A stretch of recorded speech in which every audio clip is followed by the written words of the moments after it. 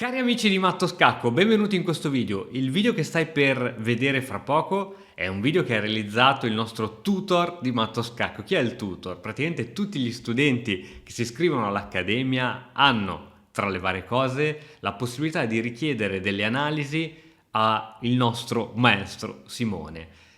Lui appunto esaminerà le vostre partite, vi dirà quali sono state le mosse giocate buone, quelle un po' più imprecise, oppure gli errori, se ci sono state sviste, quali sono stati i piani di gioco giusti, quelli scorretti, come è andata l'apertura, dove è sbagliato, e quindi in questo modo, avendo sempre un feedback diretto con qualcuno che ne sa un po' di più di te, c'è sicuramente sempre qualcosa da imparare. Quindi adesso ti mostro il video realizzato dal nostro tutor e buona visione. Se vuoi iscriverti all'Accademia, sotto in descrizione trovi il link. Ciao! Diamo un'occhiata alla tua partita. Allora, abbiamo D4, cavallo F6, C4 e 5, quindi gambetto Budapest. Un gambetto molto dinamico, molto particolare, pieno di trappole sicuramente, ma ovviamente non è per le trappole che una persona dovrebbe giocarlo.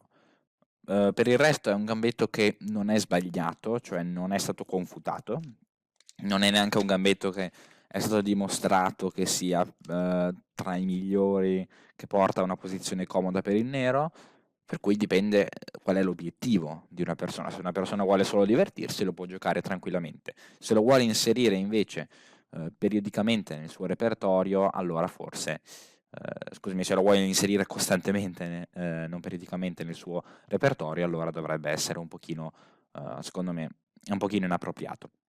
Comunque, non c'è niente di male in questo gambetto. Di F5, cavallo G4, alfiere F4. Fondamentalmente l'idea è attaccare questo pedone. Qui ci sono due linee, alfiere C5, alfiere B4. Alfiere C5 è quella più, diciamo, posizionale, tra virgolette, se così si può dire, alfiere B4 è quella più tattica.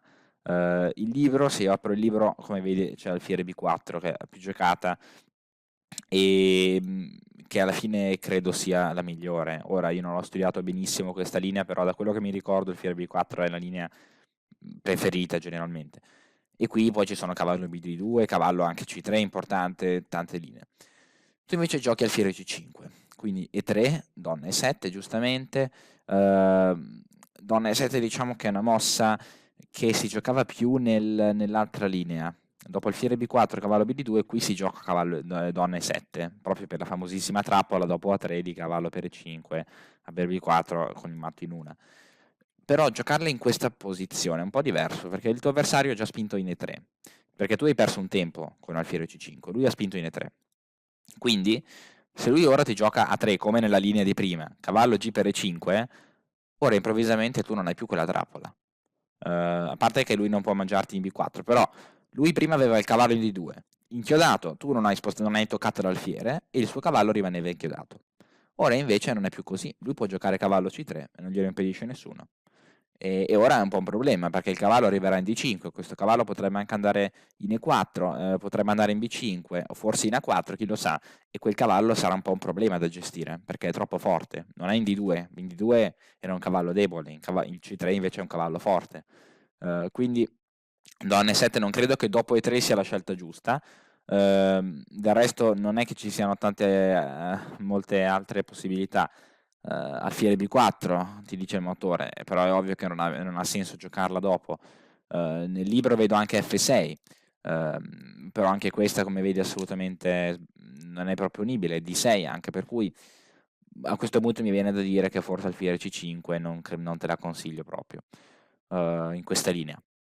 Comunque donna D5, F6, è molto comune F6 dopo donna D5, quindi questa va bene. Alfiere E2 e qui F per E5. Potevi mangiare anche di cavallo, forse avrei preferito, ma anche di pedone va benissimo.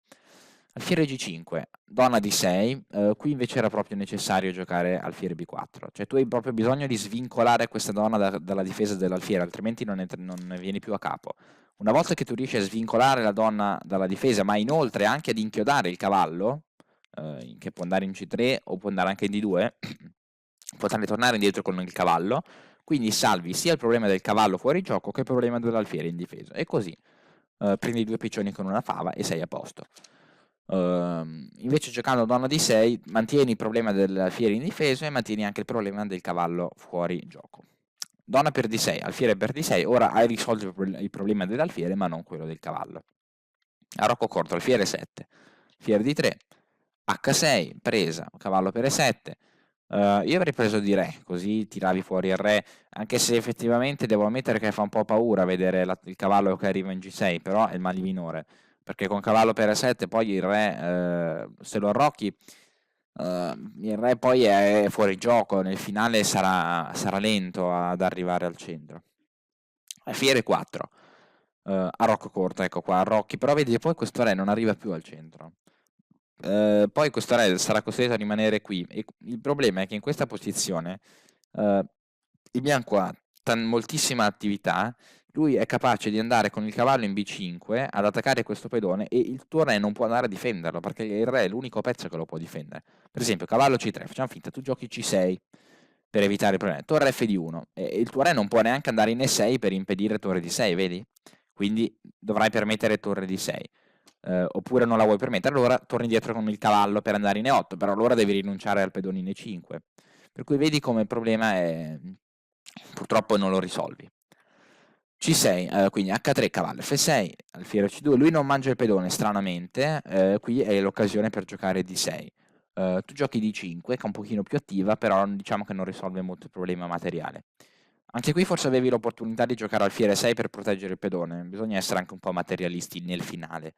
Naturalmente c'era torre di 6 che spaventa sicuramente, per cui tu dovresti dovuto giocare alfiere F7 e non dovresti perdere materiale per ora, perché il cavallo per F7 è vero che toglierebbe il difensore, però toglierebbe anche l'attaccante. Tu giochi invece cavallo D5, cavallo E2, alfiere 6, cavallo D4, cavallo C7, presa, presa, presa. Qui, beh, più 5 è una valutazione da computer, effettivamente però qui ci sono veramente poche speranze. Cavallo E5, torre D8, perché il motivo per cui questa è più 5 è che neanche per sbaglio il nero riesce a salvarla, neanche se gioca perfettamente, scusi, neanche per sbaglio il bianco riesce a perderla, il nero non riuscirebbe mai a salvarsi, ma indipendentemente dalla bravura del nero, perché l'unico modo per salvarsi in un finale è o trovare controgioco o trovare un modo per non farsi scambiare i pezzi. Qui ci sono due colonne, cioè una colonna aperta, due colonne semiaperte, arriva E4 e tu sei obbligato a scambiare le torri, cosa fai? Gli fai entrare la torre in D7? È ovvio che no. Per cui questo non lo puoi fare. Controgioco non c'è, lui ha un alfiere che ti domina tutti i pezzi, non hai proprio modo di provare come minimo a fare qualcosa, quindi veramente qui hai chance ridotte al minimo, puoi solo resistere, attaccando, spingendo i pedoni, mobilitando l'unica maggioranza che hai, inverosimilmente, che è quella sul lato di donna, e sperare in un errore. Lui gioca cavallo per C6 che ha tutta un'idea tattica, B per C4, cavallo per D8, qui su torre, anche torre per D5 funzionava, torre per D5, cavallo E7, cavallo per D8, E4, e questo ti dà un pedone, ti dà esattamente quel pedone che, nota bene, è esattamente il pedone, l'unico pedone che gli potrebbe servire per farti sgombrare questo cavallo da D5. Cioè questo pedone è l'unico pedone che è in grado di andare lì a dire a questo cavallo vai via, così io posso scambiare i pezzi. Lui te lo sta dando, quindi questo è una grande cosa, è una grande conquista, perché una volta che tu l'hai preso, lui non potrà più dire a questo cavallo vai via, a meno che non raddoppi sulla colonna D, ma tu metti un cavallo in F6. Per cui già questo è un miglioramento molto molto ampio nella posizione, perché con questo fondamentalmente tu hai la possibilità di resistere, di non scambiare pezzi. Torre di 4. Ok, ora abbiamo un problema, perché dobbiamo difendere un pedone e un cavallo. Abbiamo due opzioni, o togliamo il cavallo e non difendiamo il pedone, ed è ovvio che in quel caso lì la partita sarà strapersa, oppure cerchiamo di salvare entrambi. È chiaro che non possiamo salvarli entrambi, però a me verrebbe da dire, allora, diciamo, siamo in un finale bisogna sempre valutare tutto e non dare mai nulla per scontato, anche perché lo puoi fare. Nel videogioco non puoi stare lì a calcolarti 10.000 varianti perché non hai il tempo, è troppo complicato. Nel finale però ci sono pochi pezzi sulla scacchiera e puoi stare lì anche a vedere le piccole cose. E nel finale non bisogna mai dare nulla per scontato, in realtà non bisogna mai dare nulla per scontato, però nel finale specialmente non bisogna mai dare nulla per scontato perché spesso ci sono minuscole finezze, non bisogna neanche mai dare per scontato dove mettere il re, F8, F7, ma sì, la stessa cosa. No, non è la stessa cosa, è una differenza. Quindi, anche qui, non dare per scontato che tu debba per forza salvare questo cavallo. Chi te lo dice? Magari devi non salvare questo pedone potremmo andare a donna, questo cavallo no. Per cui, cosa potresti fare tu per salvare questo pedone? O giochi torre C8, ma è ovvio che torre C8 non ti porta da nessuna parte, oppure lo spingi. Come minimo vedi la spinta, perché la spinta si avvicina a promozione. Tu analizzi torre per E4, torre per E4, C per B2. Come minimo quella è una linea che merita di essere analizzata, voglio dire, un pedone in B2 non è che è qualcosa che si vede tutti i giorni. Per cui questa è una cosa che va analizzata, anche perché in quella posizione tu cos'è che hai in meno? Una qualità in meno, non è che tu hai 2 torri in meno. Poi anche se fosse un pedone in B2 è un pedone in B2. Poi analizzi che il cavallo arriva in C3 e il pedone promuove e improvvisamente ti si apre un mondo. Quindi a questo punto puoi cominciare ad analizzare e renderti conto che dopo C3, torre per E4, questa linea in realtà è buona per te. Perché dopo torre 1, cavallo C3 o addirittura qui il motore dice torre C8 che è anche meglio effettivamente, questa addirittura è vinta per te. Per cui lui, una volta che vedi questo, capisci che lui qua deve mangiare il pedone oppure deve giocare torre B1. E a questo punto tu sei riuscito a salvare contemporaneamente pedone e cavallo. Con questo meccanismo di pensiero riesci a salvare tutto. Tu giochi invece cavallo F6, torre per C4, torre 8, re F1, cavallo E4, torre D4, anche qui naturalmente siamo in attesa del suo errore, anche se purtroppo è difficile ormai che ne faccia uno. Ecco, tu giochi cavallo G5, purtroppo vedi quello che è successo è che lui è riuscito a traslare il dilemma, la crisi della colonna, dalla colonna D, cioè dove lui poteva giocare E4 per aprirla, per forzare l'apertura, alla colonna E. L'inevitabile conseguenza di questo è che ora lui prima non aveva più E4 per aprirla, ora però ha F3. Quindi prima o poi cavallo G5 è sicuramente un errore perché ti complica la vita, nel senso che accelera un processo inevitabile.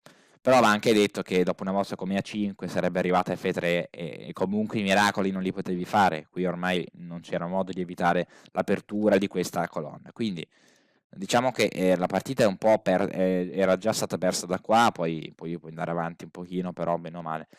Per cui quello che io mi sento di dirti è di non dare mai nulla per scontato, non arrenderti mai, cercare sempre di resistere, ma non di resistere passivamente, di porre dei problemi all'avversario. Tu qui l'unica cosa che avevi di più del tuo avversario era questa maggioranza sui pedoni del lato di donna. Quindi qui veramente B5 è mossa da punto esclamativo perché veramente è una mossa che fa capire qual è il punto della situazione, cioè che tu devi spingere quel pedone perché altrimenti non avrai mai la possibilità. E poi l'hai portato in uno squilibrio, in una complicazione. Lui questo non doveva entrarci in queste cose qua, non è uno squilibrio. Ora tu hai 2 pezzi per la torre, più pedoni in meno naturalmente. Qui invece non era così, qui c'erano solo i pedoni. Quindi, come vedi, sei riuscito a creare uno squilibrio. Tu, non lui, non è lui che se n'è andato a cercare, sei tu che sei riuscito a crearlo in una posizione particolarissima. Ora, una volta che tu hai il controllo della situazione, non è ancora questo caso, però man mano che tu acquisisci sempre di più il controllo della situazione, riesci sempre di più ad aggrappare la situazione, E4, improvvisamente cavallo per E4. Torre D4, ecco, proprio questo è il momento clou. Una volta che tu sei riuscito a plasmare tutto, serve proprio la stoccata finale, la cosa che ti permette di finalizzare tutto il tuo piano. Qui non puoi permetterti di perdere questo pedone, perché sennò tutto quello per cui tu hai lottato, cioè mobilitare la maggioranza sul lato di donna, andrebbe a perdersi. Motivo per cui C3 è la prima mossa che devi analizzare. Spesso c'era un GM che diceva, concludo con questo se ti può interessare, in una posizione qualsiasi, io le mosse che analizzo, prima di tutto analizzo le mosse strane, i sacrifici, le mosse che non sono buone neanche per scherzo, perché spesso sono le mosse che mi sfuggono e che alla fine erano quelle vincenti.